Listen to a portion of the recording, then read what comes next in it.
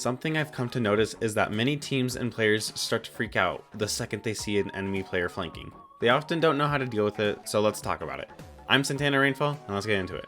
Okay, so to start off with the basics, let's define what a flank is. A flank is when a player takes a side route to gain an extreme off angle on the enemy team, often but not always catching them off guard. So if a shot ran headfirst into a pencil, then that wouldn't be a flank, but if the shot took a side route and fought the pencil from behind, then that would be a flank. Flanks tend to target backline players, which ends up leaving backline players frustrated since they're often too far away from the rest of their team to receive any help from them. They can also be used to pinch the objective.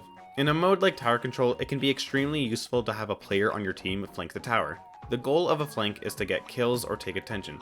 So when talking about countering flanks, we need to keep those two goals in mind. When you see a player flank, go forward and outpace them. Going forward and taking space accomplishes a few things.